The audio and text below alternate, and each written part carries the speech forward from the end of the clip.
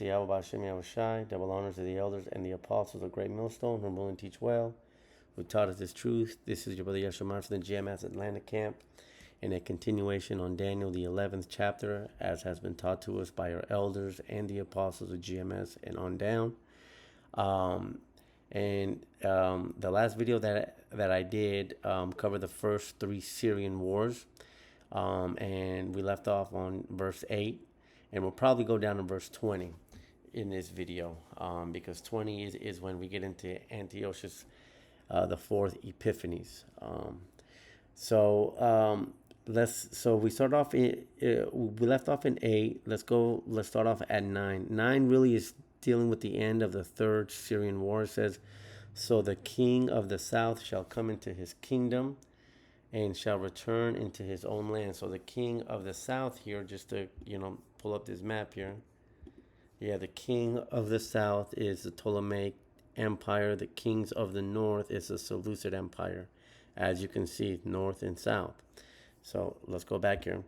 So the king of the south, and now this is Ptolemy the third Euergetes, shall come into his kingdom and shall return into his own land. So after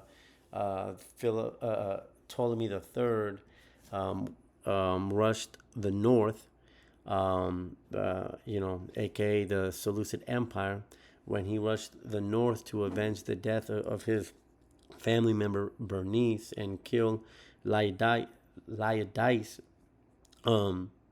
he ended up taking parts of the Seleucid Empire. He actually took part. He went all the way up to Babylon, and he also took Antioch. Now Antioch was a major hub for the Seleucid Empire, and he also took what's called Coal Syria, which is what if you watch the first video, Coal Syria is like the primary thing that set off these wars, all right, which Coal Syria includes Israel, and on north and westward, okay. So it says, so he shall come into his kingdom and shall return into his own land. Verse 10. Now we're going into the fourth Syrian war. Verse 10. Now this is talking about the Seleucid Empire. It says, but his sons shall be stirred up. Whose sons? The Seleucid Empire, okay? And shall assemble a multitude of great forces, and one shall certainly come and overflow and pass through. Then shall he return and be stirred up even to his fortress. So the sons that are being spoken about here are Antiochus the third, also known as the Great, and his brother Seleucus the third, which they are both right here. Antiochus the third the Great and Seleucus the third. So what they ended up doing is they ended up building up an army to come against by now Ptolemy the fourth, okay? Because by this time Ptolemy the third has died, and now they're going to be coming up against Ptolemy the fourth Philopator, okay? And so what ends up happening, as we read in the scriptures, it says here, now check this out, because without having the wisdom and teachers to teach us these things, one would read over this part of the scripture and it may not be of importance. It may not look like it's important, but it actually is, because as we established that Antiochus the third had a brother named Seleucus the third. The scripture here says, and one shall certainly come. The reason that it says one shall certainly come is because both of the brothers wanted to go to war together as they built up the army against Ptolemy the fourth Philopator, but Seleucus the third, the brother of Antiochus the third, ends up dying. So when the scripture says one shall certainly come, that's talking about Antiochus the third, because his brother died. Ain't that crazy how specific this one sentence is? It says, and overflow and pass through, then shall he return and be stirred up even to his fortresses, man. Okay, so during the first battle, Antiochus the third takes a small amount of land, but Philopator the fourth, he really doesn't pay it any mind. Verse 11, and the king of the south, this is Ptolemy the fourth Philopator, And the king of the south shall be moved with choler, which that word choler just means agitation, and shall come forth and fight with him, even with the king of the north. And he shall set forth a great multitude, but the multitude shall be given into his hand. Now, when the scripture here talks about even with the king, so you know, Philopator comes against Antiochus the third, and right here it says, and he shall set forth a great multitude, but the multitude shall be given into his hand. So that army that that Antiochus the third had been building up, Philopator, he actually he fights them back, and Philopator actually wins that battle, and he maintains control of Col Syria, which again includes Israel. It says right here, and when he has taken away the multitude, verse 12, it says, when he has taken away the multitude, his heart shall be lifted up, and he shall cast down many 10,000s, but shall not be strengthened by it. So after Philopator, holds back Antiochus the third, instead of chasing him down, which is why the scripture here says, but he shall not be strengthened by it, because what he should have done was he should have pursued Antiochus the third, but he didn't for two reasons. He didn't, one, because it's rumored to be said that he was a lazy king, but also the way that he won the battle against Antiochus the third in the 11th verse here, he got a general by the name of Sosbius, and what he ended up doing was he built up Philopator's army, but he built it up not only with Grecians, but he built it up with the native Egyptians. Okay, and so what would end up happening is there would be a uprising by the native Egyptians after they won the first war. Okay, so not only was he a lazy king that prevented him from chasing Antiochus the third, but he also had to deal with uprisings in his own town. So when the scripture says he shall not be strengthened by it, it just means that he didn't chase after him, and because he really could have taken him out, but that's not what the scriptures had in mind. Okay, so now let's go to verse 13. Now we're getting into the fifth Syrian war. Okay, it says, for the king of the north shall return. So again, this is Antiochus the third coming back, and shall set forth a multitude greater than the former, and shall certainly come after certain years with a great army and with much riches. All right, so now again, Antiochus, because he wasn't chased by Philopator, he gets to build up a bigger army. And matter of fact, he even Antiochus the third makes an ally with Philip the fifth of Macedon, and they join forces to come against Ptolemy. Now, by this time here, I should point out too that by this time, Ptolemy the fourth has died, and now it's Ptolemy the fifth. So how did Ptolemy the fourth die? Well, his army general Sosibus, who helped them win the first battle against Antiochus, he ends up killing him. Then he goes into power. He gets the power, and then basically the power kind of trickles. It goes back and forth between a couple people until ultimately Ptolemy the fourth's son, which is Ptolemy the fifth, which is, by the way, Ptolemy the fifth Epiphanes, he takes the throne. Okay, so now it says, for the king of the north shall. Oh yeah, right. So, during all this turmoil in the Ptolemaic kingdom, Antiochus the third hears about it, and he decides to come up against them. Okay, so he does the ally with the king of Macedon. It says, and shall certainly come with a great army and with much riches. Okay, so now let's get to verse 14. It says, and in those times there shall many stand up against the king of the south. Right, and that many goes into that truce with Philip of Macedon.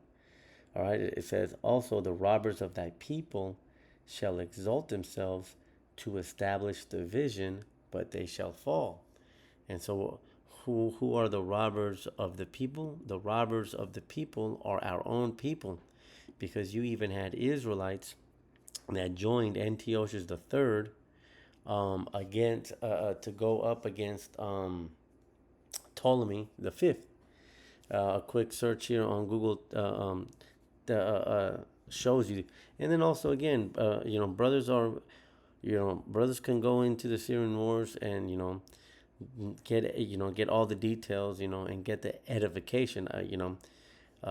We take the time to go into these things, and these videos are just here to to push out the foundational things. But we should all be doing our own due diligence. But the point here is that when the scriptures talk about the robbers of thy people, it was Israelite forces, because matter of fact, I don't even think that I mentioned it, but Antiochus the third was actually more he was more kind to the Israelites than his son, well, his second son, which would be Antiochus the fourth Epiphanes. He was much more kinder to the Israelites, and so you had Israelites that joined themselves unto the heathens, right? And they, I mean, Jake joined, the white on white violence, man. It says, Josephus notes that the Jewish people provided plentiful provision to all his army and assisted in the siege. It says, in return for their support, Antiochus III granted the Jewish people, including elders, priests, and scribes, privileges to live according to their own laws, or the Torah. Okay? And even right here it tells you, it's important to distinguish the actions of Antiochus the fourth Epiphanes. All right, so, right here it's telling you these are not the same people, because Antiochus the fourth would be, more harsher. Okay, so now let's go back here onto the scriptures. What did we have here? We were at, verse 15. Okay, so verse 15, it says, so the king of the north shall come and cast up a mount and take the most fenced cities. So the most fenced cities specifically here is when Antiochus lays siege on Sidon. Okay, now this is important. Okay, because Sidon was providing, they were providing wheat and grain to the Roman Empire. So Antiochus begins to step on the toes of the Roman Empire, in which that comes into play in the next verse. In the next couple verses, okay? So 15, it says, and the arms of the south shall not withstand. So again, when Antiochus III comes against Ptolemy V, now he starves them out.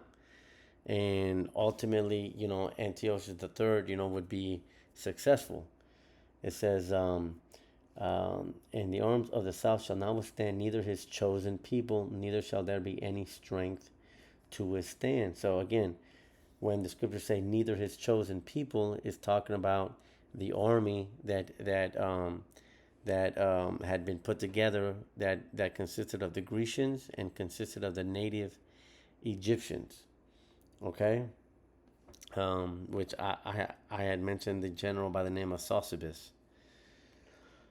Neither his chosen people, neither shall there be any strength to withstand. Right, because this was the way that the Most High had it in His vision. Even if the kings, even if Ptolemy V had the biggest army, it still wasn't the will of Yahweh Ba'ashem Yahweh Shai.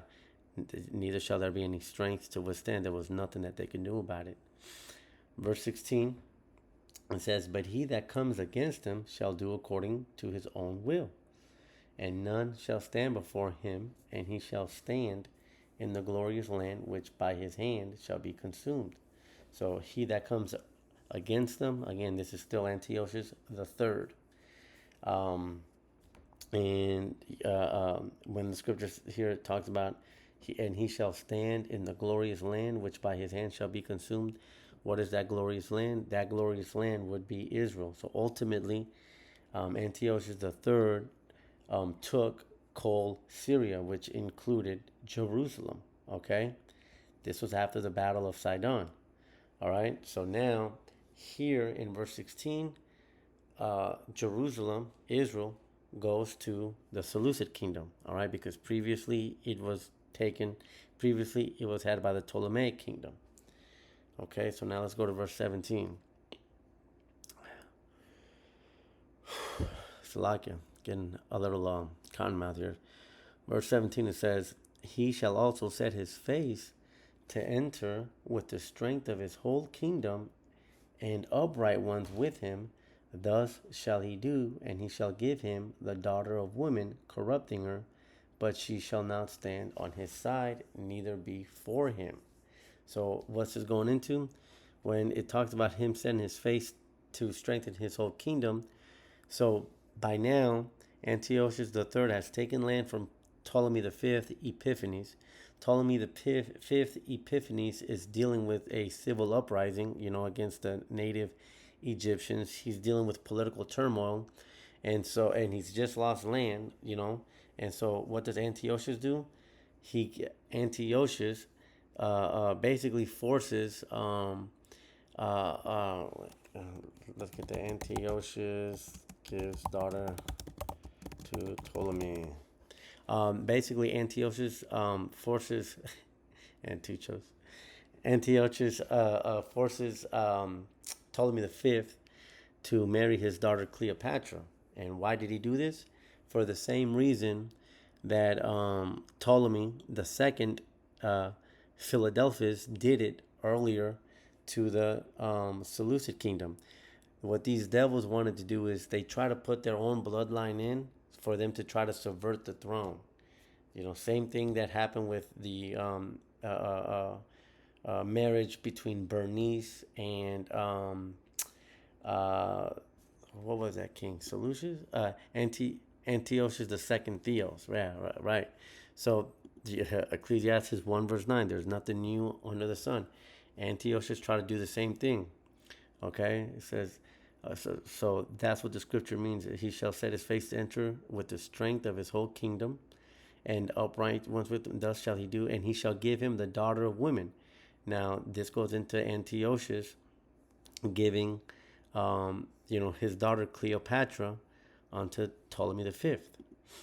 Let's go back here. And then the scripture says, corrupting her, but she shall not stand on his side, neither be for him. And what the scripture is going into is because ultimately the reason that Antiochus gave his daughter to wed so that he could subvert the throne, but what ends up happening? Cleopatra ends up, actually falling. I guess we'll just say that she preferred him. I want to say fallen in love. I don't know, but maybe she did fall in love. But the point is that what Antiochus III had planned for her, she did not do. She stayed true to her husband. So, which I actually, talk about a ride or die, man. Hey, man, how come these? Here you see this, so-called white woman staying down to her man. Man, what's up with our? Anyways, it says, where we at? Verse 17. But she shall not stand on his side, neither before him. Again, because she didn't go with Antiochus III's plan. Verse 18. So verse 18, Antiochus finds out about this. It says, after this shall he turn his face unto the isles. So obviously Cleopatra's not going to do what he wants her to do. She's sticking by her dude. He begins to campaign again. He's like, all right, now I got to go and fight and, try to take this dude out. And shall take many. So, he begins to campaign again. Now, this is where the Romans begin to step in because, remember, he took over Sidon. It says, but a prince for his own behalf shall cause the reproach offered by him to cease. Without his own reproach, he shall cause it to turn upon him. So, who is the prince upon his own? Matter of fact, I believe his name is Gaius. Let's see. This is where that famous term line in the sand term, I think it was Gaius or something like that. It may not have been Gaius. Yeah, Gaius, yeah. There you go, yeah. So remember we mentioned that Antiochus III had taken Sidon. Well, Sidon was given wheat. They were giving goods to Rome. So Antiochus III was stepping on toes. So as Antiochus III is on its way to battle against Ptolemy the Fifth, which, by the way, many historians say that he could have took his ass out. Ptolemy the Fifth, that Ptolemaic dynasty actually gets saved because the Romans step in. Gaius Populus actually meets Antiochus on the way that Antiochus is going to battle, and he tells him like, hey, like basically like you can't go to war against these people because you're causing a disruption for our economy, for our goods. You're stepping on toes. And so the response that Antiochus III gives is, let me go back and I'll tell you about it in a couple days. And so what this guy does, Gaius Populus Lanus, he draws a circle in the sand, and he says, before you leave this circle, I need a decision from you. And so he wasn't going to stand up against the Romans, and so he says, all right. And so he tucks tail and goes back. It says, yeah, so, but a prince for his own behalf shall cause the reproach offered by him to cease. Without his own reproach, he shall cause it to turn upon him. Right? He went back like with a dog, like a dog with his tail tucked between his legs. Verse 19, it says, then shall he turn his face, he is Antiochus III, then he shall turn his face toward the fort of his own land, but he shall stumble and fall and not be found. What does this mean? This goes into the death of Antiochus III. Antiochus III, death. And the way he dies is by, he goes back, he goes back to pillaging. And while he's pillaging, he goes into a heathen temple. Temple of Baal. Because now the Romans have put a tax on him. All right. So now he's got to come up with money to pay the Romans their tax, or else he gets taken out. Now it should also be noted too that what the Romans would do is when the Romans would take over a kingdom, they would take one of the sons. So Antiochus the third, he had two sons, okay, and he gave. Guess what son he gave to the Romans to for him to be held as prisoner? He gave him Antiochus IV Epiphanes. Okay, but the point here, going back to his death, right here, it says, so he shall turn his face toward the fort of his own land. So again, he goes back to his empire, but he shall stumble and fall and not be found. So the way that Antiochus III was killed is basically the guards of the temple of Baal. They stoned him. They stoned his ass to death. And when the scripture says, "And he shall not be found," they chopped his body up, and they didn't find his body. And so, as you can read here too, it says he was succeeded by his son Seleucus IV. Why? Because he had given Antiochus Epiphanes, which, by the way, was the younger son, Antiochus IV Epiphanes. He had given him up to the Romans. Okay, and I think that I'm gonna go ahead and stop it there, because when you go into verse 20, this is where you begin to go into the life of Antiochus Epiphanes IV.